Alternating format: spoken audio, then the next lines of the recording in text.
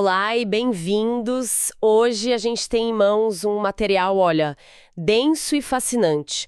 É uma tese de doutorado que investiga os bastidores de um sistema que, vamos combinar, todos nós dependemos, mas sobre o qual a gente raramente para pensar. A cadeia de suprimentos da saúde. Aquela rede super complexa que garante que o remédio certo, o equipamento, chegue no hospital na hora certa. Precisamente. A fonte é a tese Supply Chain Risk Management in Healthcare, do Pedro Sena Vieira, lá do Cefet, do Rio de Janeiro. E é um trabalho acadêmico muito robusto, sabe? Ele não fica só na teoria. O autor foi a campo, conversou com gestores de hospitais, tanto públicos quanto privados, para entender os desafios reais do dia a dia. E a nossa missão hoje é focar na parte que talvez seja a mais crítica de todo esse processo. Tipo, depois que um hospital identifica um risco, sei lá, a possível falta de um medicamento essencial ou a falha de um equipamento vital, o que ele faz a respeito? Como é que ele se protege? A gente vai analisar bem a fundo o capítulo 6, que é sobre mitigação de riscos. E aqui é crucial lembrar, né? Uma falha na logística não é um simples atraso. Pode ser a interrupção de um tratamento, o adiamento de uma cirurgia. O impacto é direto, às vezes irreversível na vida das pessoas. E o ponto de partida do autor nesse capítulo é bem interessante. Ele não oferece uma lista de soluções prontas, sabe? Não é um cardápio de ações. Pelo contrário, ele constrói um modelo completo para gerar o que ele chama de resiliência. Resiliência. Gosto dessa palavra. É a palavra-chave. Resiliência, nesse contexto, é a capacidade da cadeia de suprimentos de absorver um choque, uma perturbação, entende? Pode ser uma crise sanitária, uma greve, a quebra de um fornecedor. E não é só sobreviver. É retornar ao nível de desempenho que tinha antes, ou até melhor. O capítulo mostra, assim, um passo a passo para construir essa capacidade. Ok, então vamos dissecar isso. A tese propõe uma estrutura que soa quase como uma fórmula, né? Antecedentes, mediadores e consequências. Parece até uma receita de bolo para uma cadeia de suprimentos à prova de falhas. Como é que isso funciona na prática?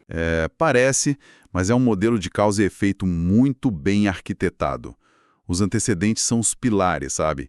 As fundações que precisam ser construídas primeiro. São as práticas essenciais. Depois vem os mediadores. Eles funcionam como os motores do sistema. São os processos que pegam a força desses pilares e transformam em ação, em capacidade real. E, por fim, as consequências, que, bom, é o resultado final, o objetivo de todo esse esforço, que é a melhoria do sistema como um todo. Entendi. Então, para usar uma analogia, é como treinar para uma maratona. Os antecedentes seriam o plano de treino, a dieta regrada. Boa analogia. Os mediadores são os treinos diários, a disciplina de executar o plano, e a consequência é cruzar a linha de chegada com um bom tempo e de preferência sem lesões. Faz sentido. Vamos começar pelos pilares, então? O que precisa estar de pé antes de se pensar em resiliência? Certo. A tese identifica 4 antecedentes que são fundamentais. O primeiro é a identificação de riscos. E o ponto-chave aqui é que isso não é um evento único, não é uma auditoria feita uma vez por ano e pronto. É um processo contínuo, proativo. É ficar de olho o tempo todo. Exato. É estar constantemente escaneando o horizonte, procurando por problemas em potencial, não só dentro do hospital, mas em toda a cadeia, né? Nos fornecedores, nas transportadoras, o foco é sempre na prevenção. E imagino que não baste só sentir que tem um risco. É preciso medir, dar um tamanho para ele. Exatamente, esse é o segundo pilar, a avaliação de riscos. É sobre quantificar e qualificar o perigo. A tese destaca muito o uso de KPIs, os indicadores-chave de desempenho, para entender onde estão as maiores vulnerabilidades.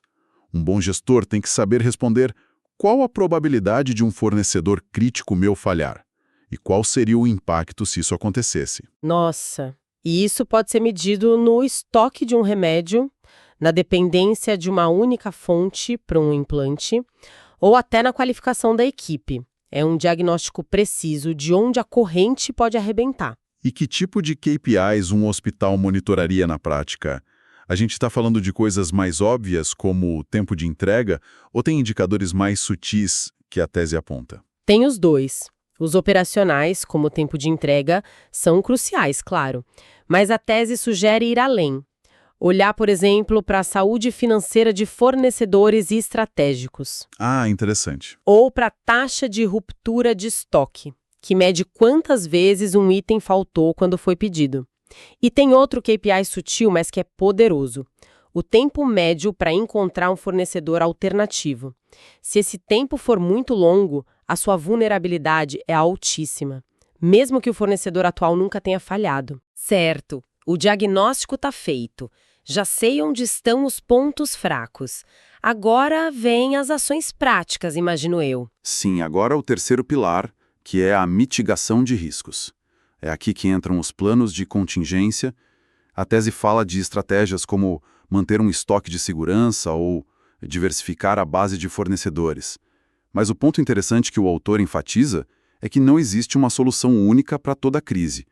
Cada risco exige um plano de mitigação específico bem pensado. Entendo o conceito, mas na prática isso me parece um dilema. Ter vários fornecedores para um mesmo item, isso não aumenta a complexidade da gestão? E o custo? Você perde poder de barganha, né? Como um hospital equilibra essa segurança do plano B com a eficiência financeira? Essa é a tensão central, e a tese aborda isso. O equilíbrio é a chave. Pensa só, para um item de baixo custo e fácil de achar, tipo gaze, talvez não valha a pena ter múltiplos contratos, o risco é baixo. Mas para um medicamento oncológico de alta complexidade ou uma prótese específica, aí a dependência de um único fornecedor vira um risco estratégico inaceitável. Faz todo sentido. Então, a mitigação não é aplicar uma regra para tudo, é fazer uma análise criteriosa risco a risco e decidir onde o seguro da diversificação vale o prêmio de uma complexidade maior. E isso nos leva direto para o quarto pilar, que, para mim, pareceu o mais transformador de todos. E talvez seja mesmo o mais importante, porque ele influencia todos os outros. É a integração da cadeia de suprimentos. Em termos simples, significa colaboração. É a mudança de mentalidade. Deixar de ver o fornecedor como um adversário na mesa de negociação e passar a vê-lo como um parceiro estratégico. Isso é uma virada de chave, né? Total. A tese fala em compartilhar informações de demanda em tempo real, tomar decisões de planejamento em conjunto. Quando o hospital e os fornecedores trabalham em sincronia, a cadeia inteira fica mais forte. É aqui que fica muito interessante, porque a tese não é só teórica, ela traz a voz do mercado. Um dos entrevistados, o Prof. D., que é gestor de uma rede de hospitais, ele diz o seguinte: quando se desenvolve uma relação de ganha-ganha com o fornecedor, a negociação fica mais fácil e as rupturas na cadeia são evitadas. Mas isso me soa como uma mudança cultural gigantesca. O setor de compras de um hospital é treinado para exprimir o fornecedor, para baixar o preço. Como um gestor começa a construir essa confiança se o DNA da organização é focado em custo? É uma mudança radical, sem dúvida. E não acontece da noite para o dia. A tese sugere que começa com transparência. Em vez de só mandar uma ordem de compra, o hospital pode compartilhar a previsão de demanda para os próximos 6 meses. Isso permite que o fornecedor se planeje melhor, otimize a produção e, no fim, ofereça um serviço mais confiável e, quem sabe, até mais barato. A confiança se constrói com benefícios mútuos. Exatamente. Um fornecedor que se sente parceiro vai te avisar de um problema com antecedência, vai ajudar a achar a solução. Um fornecedor que é tratado só como um número numa planilha, ele vai simplesmente deixar de entregar e comunicar o fato. Ok, então estabelecemos os 4 pilares: identificação contínua, avaliação precisa, mitigação inteligente e integração. São fundações bem sólidas. Agora, como é que isso vira resiliência no dia a dia? Vamos para os mediadores, os motores que você mencionou? O que é fascinante aqui é como a tese conecta essas bases ao resultado final, sabe? Ela não assume que, só por ter os pilares, a resiliência aparece do nada. Ela propõe 2 grandes processos que fazem essa ponte. Que funcionam como os motores do sistema? E quais são esses 2 motores que turbinam a resiliência? O primeiro é o que a gente pode chamar de gestão ativa de riscos no dia a dia. É a orquestração de pessoas e processos. A tese detalha isso em ações como, por exemplo, ter programas de educação contínua para a equipe, garantir que todos, do farmacêutico ao comprador, entendam os riscos e seus papéis. E outro ponto crucial é ter uma força de trabalho com múltiplas habilidades. Se a pessoa responsável por uma tarefa crítica falta, outra consegue assumir sem parar o processo. Isso evita que o conhecimento fique concentrado numa pessoa só, o que é um risco enorme. Isso também me parece uma mudança cultural e tanto. Significa treinar as pessoas para saírem das suas caixinhas. A tese dá alguma pista de como um hospital pode começar a implementar isso? A sugestão é começar aos poucos, com rotações de função em áreas que conversam entre si, por exemplo. Um profissional de compras pode passar um tempo na farmácia para entender o impacto real de um atraso. Essa vivência prática cria uma consciência do todo que vai muito além de um treinamento teórico. É construir uma cultura onde a responsabilidade pelo risco é compartilhada, não delegada a um único departamento. Entendi. Essa é a parte humana e de processos do motor. E qual o segundo componente? O segundo motor é a aplicação da tecnologia 4.0 na cadeia de suprimentos. Aqui a gente entra na tecnologia de ponta. É o uso da internet das coisas, a IoT, para, por exemplo, rastrear a temperatura de vacinas em tempo real, desde a distribuidora até a geladeira do hospital. É o uso de blockchain para garantir segurança e procedência dos insumos. Certo, você mencionou blockchain. Como isso funcionaria na prática para garantir a segurança de um medicamento? Seria tipo, cada caixa tem um registro digital inviolável que é atualizado a cada passo, da fábrica até o hospital? Exatamente essa aplicação. Cada movimentação do produto gera um bloco de informação criptografada e ligado ao anterior. Cria uma corrente de registros que não dá para alterar. Isso não só combate a falsificação, que é um problema gravíssimo, como também permite um recall cirúrgico, se houver algum problema. Em vez de tirar um lote inteiro do mercado, você identifica e retira só as unidades que foram para hospitais específicos. É um nível de precisão e segurança, nossa, impossível com sistemas tradicionais. Totalmente. E a tese aponta algo muito poderoso sobre isso. Diz que a automação de atividades recorrentes, tipo controle de estoque, libera os profissionais para usarem suas habilidades cognitivas em tarefas mais complexas. Não se trata de substituir pessoas por robôs, mas de potencializar a capacidade humana, tirar o peso do trabalho repetitivo e deixar as pessoas focarem no que elas fazem de melhor, analisar, planejar, resolver problemas. Sem dúvida. A tecnologia, nesse modelo, não é um fim em si mesma. É uma ferramenta para tornar a gestão de riscos mais precisa, mais rápida, mais inteligente. Esses dois motores, a gestão de pessoas e processos e a tecnologia, pegam a base sólida dos 4 pilares e transformam numa capacidade dinâmica e real de resistir a crises. Perfeito. Já vimos os pilares, os motores, agora a gente chega no destino da nossa maratona. Qual é o objetivo final de toda essa estrutura? Por que todo esse esforço importa? Vamos para as consequências. A consequência principal é a melhora no desempenho da cadeia de suprimentos da saúde. Mas aqui, a tese faz uma distinção crucial que define toda a lógica do setor. Em outras indústrias, sei lá, automobilística, eletrônicos, desempenho é quase sempre sinônimo de lucro, custo, market share. Na saúde, a métrica é fundamentalmente diferente. O foco muda completamente, do financeiro para o humano. Totalmente.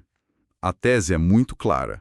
Embora a sustentabilidade financeira seja vital, claro, o objetivo primário é salvar vidas e garantir um cuidado de qualidade. O sucesso não é medido só pelo lucro. É medido pela satisfação do paciente, pela redução de vulnerabilidades e, acima de tudo, pela garantia de que o material certo vai estar no lugar certo na hora certa.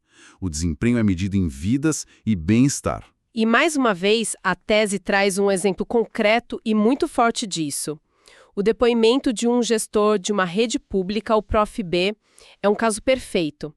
Ele conta como um estudo detalhado de engenharia clínica permitiu reavaliar os contratos de manutenção de ventiladores pulmonares.